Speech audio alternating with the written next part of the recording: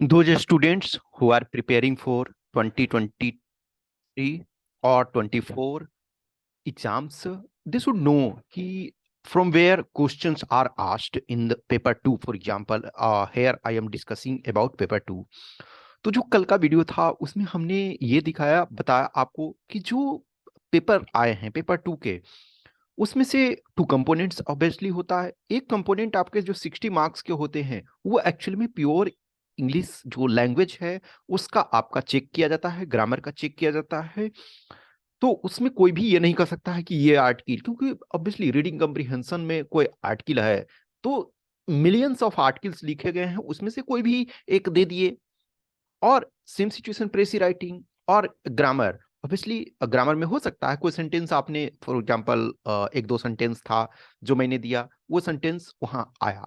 अब ये by chance by luck ये होता है कि आप एन नंबर ऑफ टेस्ट देते हो, एन नंबर ऑफ क्वेश्चंस देते हो, उसमें से संजोग है जो ये कहते हैं ना कि बाई चांस आ गया।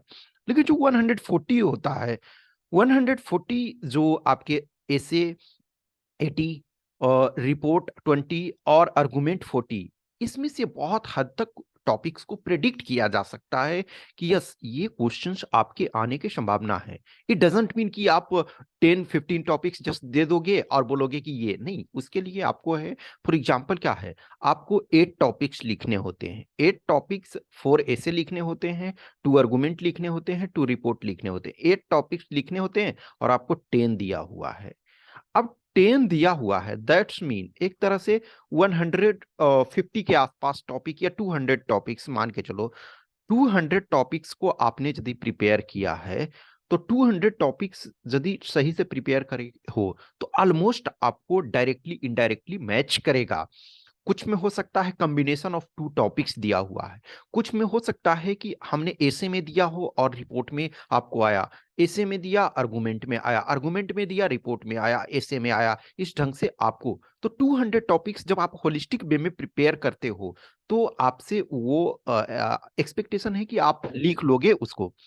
तो इस वीडियो में जो हमने स्टडी जो बताया था कि न्यूज़पेपर से जो लास्ट 1 and 1.5 years के न्यूज़पेपर हैं उससे रिलेटेड आपके जो हैं टॉपिक्स जो पूछे गए हैं वो न्यूज में कहीं ना कहीं थे।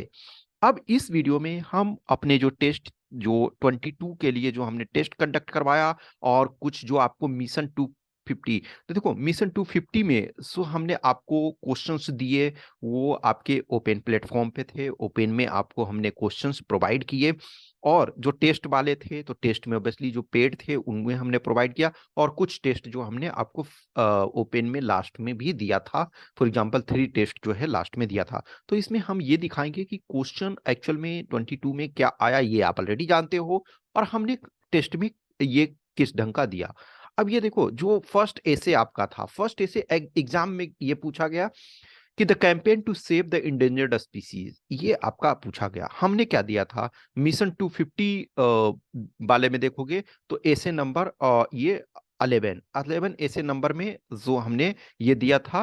ओके ये डे 26 शायद होगा, ठीक है, डे 26 आप मिशन 250 में देखोगे तो इसमें क्या था, saving nature is the most important task in front of us, यानी कि प्रकृति को बचाना हमारे सामने सबसे महत्वपूर्ण कार्य है। अब ये देखो एक्चुअल में ये क्या है, ये ब्रॉड टॉपिक है और इसका ये एक पार्ट है, ये एक पार्ट है। तो हम ये नहीं कहते हैं कि हमने सेम दिया, लेकिन हमने इससे रिलेटेड चीजों को आपको दिया था। तो ये मिशन 250 में ये आप देख सकते हो, डे 26 वाले में शायद होगा। ओके, तो इसको आप चेक कर सकते हो, ये ओपन में आपका पड़ा हुआ है, ठीक है। तो ये टॉपिक, दूसरा टॉपिक कि what can be done to stop wars. Actually ना ये रसिया यूक्रेन वॉर के चलते इस पे हमने बहुत सारे टॉपिक्स दिए थे। कुछ टॉपिक्स और इसमें से टॉपिक्स थे, लेकिन कुछ को हम दिखाते हैं। जो आर्गुमेंट टॉपिक मिशन 250 में ये 10 नंबर में से था। तो ये शायद डे 21 शायद ये कुछ होगा 21 या समथिंग। तो इसमें से world is witnessing new cold war situation, एक तो हमने ये दिया था। फिर रिपोर्ट राइटिंग मिशन 250 में तो ये डे नंबर 22 या 23 जो भी ये होगा, तो उसमें ये टॉपिक 3 में हमने दिया था war in the 21st century. फिर हमने ये दिया ये आपका ऐसे नंबर 20 ये ऐसे नंबर 12 ये आपका मिशन 250 वाला ये है, ठीक है। तो ये भी सेम मिशन 250 में जो war creates problem for all sections of society. फिर ये टेस्ट 3 में ऐसे में हमने दिया था world can not afford the third world war. Next आपका जो हमने दिया था आर्गुमेंट में world is sitting near the gate of third world war. Next ऐसे ये आपका टेस्ट नंबर 4 में ऐसे में हमने दिया था western world is equally responsible for war in Ukraine as is Russia. तो ये एक्चुअली देखा जाए तो जो वर्ल्ड है, जो वॉर है, वो सिचुएशन से डील करने के लिए तो हमने इस पर कई मल्टीपल टॉपिक्स आपको दिए थे।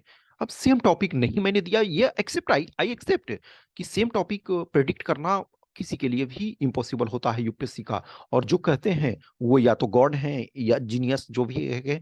लेकिन मैं समझता हूँ आप किसी भी जगह का देखो, कोई भी टीचर हैं, मेंटोर हैं जो स्टडी कर रहे हैं, जो यूपीएससी के पैटर्न को देख रहे हैं, क्वेश्चंस को देख रहे हैं, वो सिमिलर टाइप से क्वेश्चंस को ही ये दे सकते हैं। अब क्यों? क्योंकि कोई भी न्यूज में इतने लंबे समय तक रह रहा है, इनफेक्ट अभी भी वो सिचुएशन चल रहा है, तो ये था। नेक्स्ट आपका जो एशियन नंबर सी था the emerging presence of women in the Indian arm forces, भारतीय सशस्त्र बल में महिलाओं की उभरती स्थिति। अब इसमें से एक्चुअली में देखो एक टॉपिक हमने जो टेस्ट 1 में आर्गुमेंट राइटिंग में दिया था women are not fit for commanding post in Indian army. अब ये देखो इंडियन आर्मी एक्चुअल में ये था आपका, ये आर्म फोर्सेस है। तो ऑब्वियसली ये जब आर्गुमेंट लिखते हो तो एक पक्ष तो ये लिखोगे, इसको जस्टिफाई करोगे, एक पक्ष लिखोगे कि दे आर फिट। तो कहीं ना कहीं इसमें से ये स्थिति इनका ये है।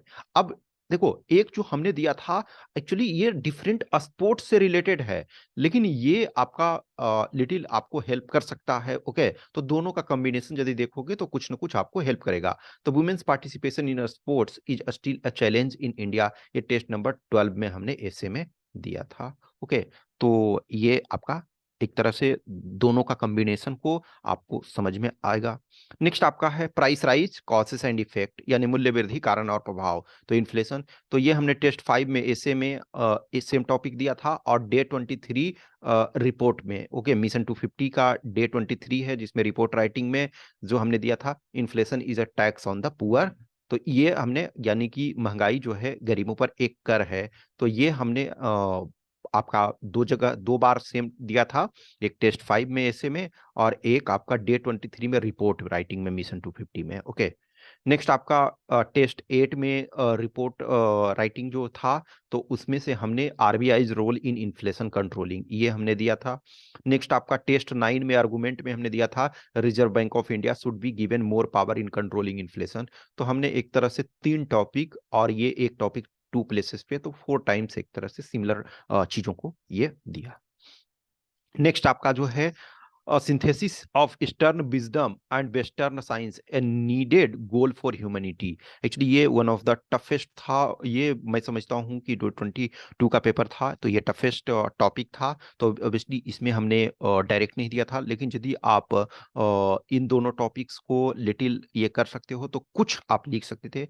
Human spirit must prevail over technology, ये है मानव मूल्यों को तकनीक से अधिक तरजीब मिलनी चाहिए। या टेस्ट 2 में हमने ये ऐसे में दिया था और मिशन 250 में डे 9 जो था उसमें हमने ये दिया था topic science still is in its nascent stage. तो ये डायरेक्ट नहीं कर सकते हो, लेकिन लिटिल इससे आपको क्लू दोनों को मिला करके मिल सकता है। नेक्स्ट जो ये है कि Indian arm forces are combination of a strategic thinking and timely action. तो ये आपका पूछा गया था, ये भी एक तरह से लिटिल टफ था। तो इसमें से हमने जो दिया था टॉपिक मिशन 250 में डे 26 में यानी कि टॉपिक नंबर ये 17 था Indian arm forces want youths who are not suffering from narrow mindedness. Okay, तो ये जो है कि भारतीय सशस्त्र बल ऐसे युवाओं को चाहते हैं जो संकीर्ण मानसिकता से पीड़ित ना हो। तो ऑब्वियसली ये एक तरह से सिमिलर मिल रहा है। नेक्स्ट आपका जो डे 26 में ही था technological advancement is must while modernising our arm forces. Actually ये टॉपिक जो है वो आपका मोर क्लोज है इसके ये, तो इसे आप ये इस पर वर्क कर सकते थे। नेक्स्ट जो आर्गुमेंट राइटिंग में टॉपिक आपका क्या आया था video games sharpen the mind. हमने ये क्या दिया था जो टेस्ट 6 में आर्गुमेंट में क्या दिया था video games are promoting violence and sexism. Obviously देखो ये जो एक तरह से क्या है आर्गुमेंट राइटिंग में जो टॉपिक दिया हुआ है उसको आपको पहले जस्टिफाई करना है, फिर उसके उल्टा में लिखना है। सेम सिचुएशन यहाँ, ये यदि आप इसको जस्टिफाई करते हो तो इसके उल्टे में ये चीज को लिखोगे। तो ये रिवर्स टॉपिक एक तरह से हमने ये दिया था, तो ये टेस्ट 6 में हमने आर्गुमेंट में दिया था। नेक्स्ट जो ये टॉपिक था कि United Nation Organisation has become redundant. तो एक्चुअली में आई एक्सेप्ट कि ये हमने नहीं दिया था, लेकिन इसमें एक तरह से ये इसको आप लिटिल को एलेबरेट कर सकते हो कि western world is equally responsible for war in Ukraine as is Russia. तो टेस्ट 4 में ये हमने दिया था, ये पहले भी हमने टॉपिक आपको एक्सप्लेन किया। नेक्स्ट आपका रिपोर्ट राइटिंग में ये जो था, evidences of fellow feeling during the COVID pandemic. तो कोविड-19 पेंडेमिक के ड्यूरेशन में आपका फेलो फीलिंग, तो ये हमने जो दिया था, एक्चुअली ये टॉपिक एक दिया था कि we have to learn to live with Covid like situation. Okay, तो हमें जो है कोविड जैसी स्थिति से साथ जीने के लिए सीखना होगा। फिर एक हमने मिशन ये डे 22 मिशन 250 में हमने दिया था कोविड-19 पेंडेमिक इज ऑलमोस्ट ओवर। तो ये एक्चुअल में देखा जाए तो ये जो ठीक है, तो ये क्या था, ये आपका आर्गुमेंट राइटिंग में था। ठीक है, आर्गुमेंट राइटिंग में था। तो ये कोविड-19 पेंडेमिक इज ऑलमोस्ट ओवर, तो अब ये इसमें लिखोगे ऑलमोस्ट ओवर नहीं हुए हैं। तो एक्चुअल में दोनों का कॉम्बिनेशन यदि देखोगे तो उस कॉम्बिनेशन के साथ आप इसको लिख सकते हो। नेक्स्ट जो टॉपिक था आपका green energy progress in India, हमने डे 23 में मिशन 250 में टॉपिक नंबर 10 था ग्रीन एनर्जी इन इंडिया। देखो यहाँ था green energy progress in India, हमने ये दिया था green energy in India report में ही। ठीक है, तो कहीं भी एग्जैक्ट टॉपिक नहीं दिया जा सकता है, लेकिन हमेशा ध्यान रखो, वो मैं ये नहीं कहूंगा कि आप हमारे साथ ही जुड़े, नहीं, मैं ये मेरा कहना है कि आप किसी भी मेंटोर से जुड़ते हो, किसी भी कोचिंग इंस्टीट्यूशन से जुड़ते हो, उनका जो प्रॉपर प्रोसीजर्स होता है, जो पूरा कंप्लीट वो प्रोवाइड कराते हैं, वो उनके साथ जुड़े रहो। कभी आप क्या है कि जो एक तरह से ये आप फ्लोट करते हो, यहाँ से यहाँ, यहाँ से यहाँ, हर जगह से थोड़ा थोड़ा लेते हो, तो उसमें से ऐसा नहीं है, कुछ कुछ चीजें हर जगह से आपको लेनी चाहिए, लेकिन मेजोरिटी आप जो है एक जगह से कहीं से जुड़े रहो, जिसमें भी आपको लगता है ट्रस्ट जो है। ऐसा ये नहीं है, कोई भी मेंटोर, कोई भी जो भी टीचर हैं, कोई भी इससे यदि जुड़े हुए हैं फुल रूप से, तो ऑब्वियसली बात है कि उनके पास ये एक्सपीरियंस होता है, वो चीज़ों को वर्क करते हैं। अब जैसे फॉर एग्जांपल, मैं 2012 से इस एग्जाम से जुड़ा हुआ हूँ। 12 और 13 मैंने खुद एग्जाम दिया।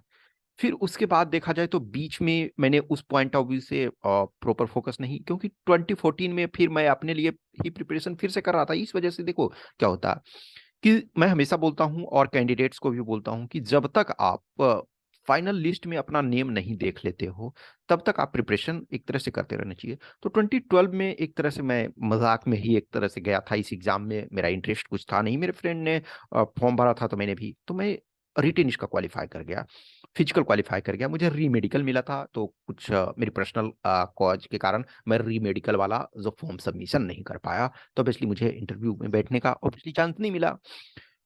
तो 2013 में मैं ऑब्वियसली है क्वालिफाई किया, फाइनल सिलेक्शन हमारा हुआ। फिर 2013 का जो रिजल्ट है, 9th ऑफ जुलाई 2014 को रिजल्ट आया फाइनल। तो या और तो 9th जुलाई 2014 को फाइनल रिजल्ट आया, और 14th ऑफ जुलाई 2014 को ये आपका नेक्स्ट 2014 का एग्जाम था। तो ऑब्वियसली है, यानी कि 4 डेज जस्ट ये है, तो 4 डेज में तो आप तैयारी नहीं करोगे, तो प्रिपरेशन तो 2012 13 14 ये तो मैं खुद अपने लिए प्रिपरेशन कर रहा था। और जो 2015 और 16 है, तो 15 और 16 पे एक तरह से मैं आई एक्सेप्ट की, फिर मेरा सिलेक्शन हो गया, मेरी ज्वाइनिंग हो गई, तो मैंने इस पर फिर ध्यान देना बंद कर दिया। 2017 से देखा जाए तो ध्यान देने का मतलब है कि बस क्योंकि आप जिस एग्जाम से होते हो तो लिटिल तो देख लेते हो कि हाँ चलो क्या चल रहा, लेकिन प्रॉपर फिर मेरा उतना ये लगाव नहीं रहा था, क्योंकि मैं फिर जॉब में चला गया।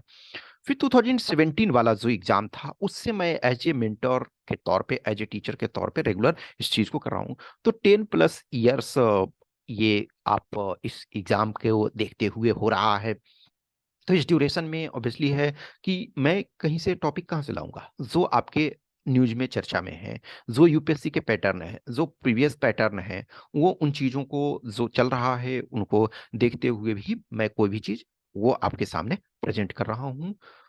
तो आप चीज़ों को वर्क करो जहाँ भी आपको मौका मिलता है, जहाँ भी आपको लगता है। मैं हमेशा बोलता हूँ कि कुछ चीज़ें हैं, ऑब्वियसली लास्ट मोमेंट पे मैं अच्छा खासा टॉपिक्स जो है एवरी ईयर आपको प्रेजेंट करता हूँ। उस टॉपिक से भी बहुत सारे क्वेश्चंस आते हैं। लेकिन आप ये सोचोगे ना कि 10 डेज, 15 डेज, 20 डेज, 1 मंथ में आप चीज़ों को कवर कर लोगे, तो ये मुश्किल। वो जो कहते हैं ना कि Fortune favours the prepared mind, आप प्रिपेयर्ड हो अच्छे तरीके से, सही तरीके से आपने वर्क किया हुआ है, तो आपको लास्ट 1 मंथ, 2 मंथ्स का मेहनत काम आता है। लेकिन टेस्ट वगैरह है, आप रेगुलर लिखना शुरू करो 6, 7, 8 मंथ्स पहले। हाँ, आप टेस्ट में देखो, जो कैंडिडेट फॉर एग्जांपल आप यदि हमारे पास जुड़ते हो तो ऑब्वियसली मैं चार्ज करता हूँ, मैं आपको पे करना पड़ेगा जब कॉपी चेक करने पे।